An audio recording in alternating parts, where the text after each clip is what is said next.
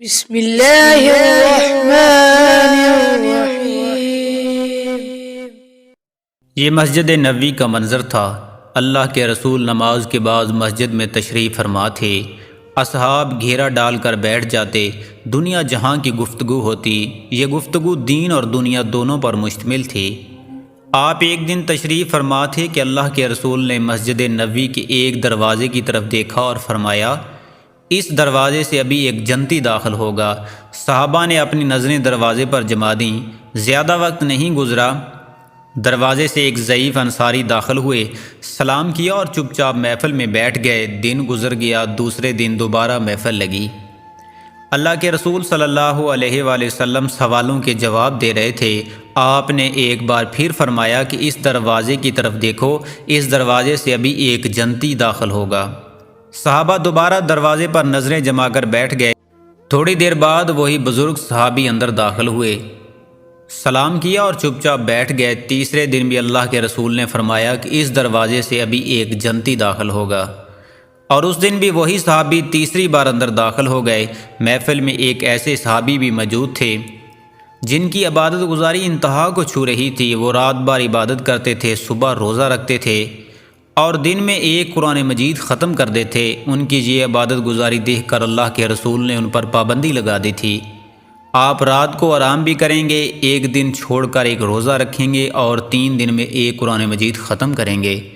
ان کا نام حضرت عبداللہ بن عمرو بن العاص رضی اللہ تعالیٰ عنہ تھا۔ یہ عبادت گزار ترین صحابی تھے۔ یہ تینوں دن رسول اللہ صلی اللہ علیہ وآلہ وسلم کی محفل میں موجود تھے۔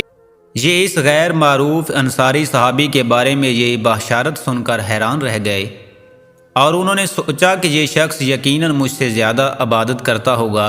چنانچہ وہ اگلے دن اس صحابی کے گھر چلے گئے اور چند دن کے لیے مہمان بننے کی درخواست کی۔ مدینے میں ان دنوں یہ ممکن ہی نہیں تھا کہ کوئی مہمان آئے اور صاحب خانہ اس کی میزبانی سے انکار کرے، لہذا انصاری صحابی نے اپنے دروازے ان کے لیے کھول دیے۔ مہمان اور میزبان دونوں نے رات کا کھانا کھایا، عشاء کی نماز پڑھی اور چارپائیوں پر چلے گئے۔ حضرت عبداللہ بن عمرو نے منہ پر چادر تانی، چادر میں ایک دراز بنائی اور چھپ کر بزرگ صحابی کی چارپائی کی طرف دیکھنے لگے۔ ان کا خیال تھا کہ یہ بزرگ اٹھیں گے اور عبادت شروع کر دیں گے، مگر بزرگ صحابی نے چادر تانی اور صبح فجر کی نماز تک مزے سے سوتے رہے۔ حضرت عبداللہ بن عمرو حیران رہ گئے۔ بزرگ صحابی نے فجر کی نماز ادا کی، ناشتہ کیا اور کام پر روانہ ہو گئے۔ اگلی رات آئی۔ حضرت عبداللہ رضی اللہ تعالیٰ عنہ کا خیال تھا کہ یہ اس رات عبادت کریں گے، مگر وہ اس رات بھی عشاء کی نماز کے بعد لمبی تان کر سو گئے۔ تیسری رات آئی تو اس بار بھی یہی ہوا۔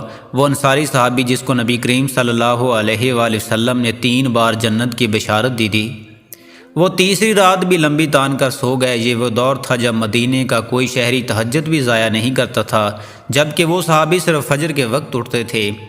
حضرت عبداللہ رضی اللہ تعالیٰ عنہ پریشان ہوئے اور انہوں نے چوتھے دن بات کھول دی۔ انہوں نے فرمایا کہ اللہ کے رسول نے آپ کے لیے 3 دن مسلسل جنت کی بشارت دی تھی۔ میں یہ معلوم کرنے کے لیے آپ کے گھر ٹھہرا تھا کہ آپ کون سی ایسی عبادت، کون سا ایسا فعل کرتے ہیں جس کی وجہ سے اللہ کے رسول نے آپ کو جنت کا حقدار قرار دیا، لیکن مجھے ان 3 دنوں میں آپ میں کوئی انوکھی بات نظر نہیں آئی۔ آپ کی زندگی صرف فرائض تک محدود ہے، آپ نفلی نماز تک نہیں پڑھتے، پھر اللہ تعالیٰ نے آپ کو کیوں منتخب کیا؟ بزرگ صحابی نے کہا لگایا اور فرمایا، بھتیجے میں جیسا ہوں آپ کے سامنے ہوں، میں اس کے علاوہ کچھ بھی نہیں ہوں۔ حضرت عبداللہ رضی اللہ تعالیٰ عنہ مایوس ہو کر روانہ ہونے لگے۔ وہ دروازے تک پہنچے تو بزرگ صحابی نے آواز لگائی، بھتیجے سنو۔ حضرت عبداللہ واپس مڑے۔ بزرگ انصاری صحابی نے اپنے دل پر ہاتھ رکھا اور کہا، میری اس جگہ دنیا کے کسی شخص کے لیے کوئی بغض، کوئی نفرت اور کوئی حسد نہیں۔